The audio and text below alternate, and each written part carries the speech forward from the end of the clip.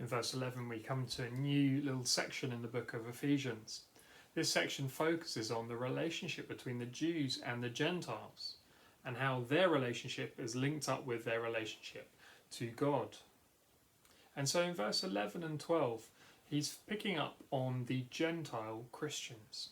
And he's going back to a tactic that he used at the beginning of the chapter.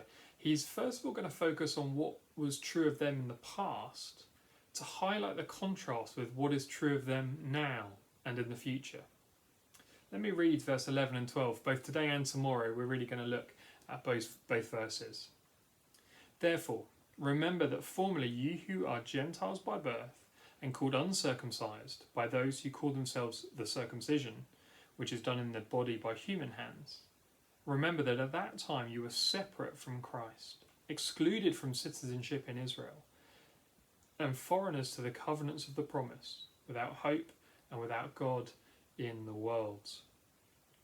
There in verse 11 we're reminded of the animosity between the Jews and the Gentiles, and they both enjoyed a good bit of name calling. And the Jews would call the Gentiles the uncircumcision, since the Jews themselves were the circumcision. They had that external sign of being one of God's people. Or the Gentiles, those who didn't have that sign, well then they were the uncircumcision. And Paul reminds the Christians of that. And then in verse 12, he goes to list 5 things that were true of them in the past. And in fact, that was true of us too. Before we became Christians, these things were true of us as well. Let's look at those 5 things in verse 12. Remember that at that time you were separate from Christ. You were excluded from the citizenship in Israel and foreigners to the covenants of the promise, without hope and without God. 5 terrible things that were true of all people before they knew God. But I just want to pick up on that first one in verse 12 there. Remember that at that time you were separate from Christ. Separate from Christ. The whole message of Ephesians chapter 1 were the blessings and the wonders of being with Christ, of being in Christ.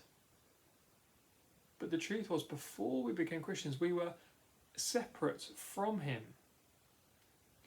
But wonderfully, although that was true of each and every one of us, now if we are trusting in him, we are in Christ, we are with Christ.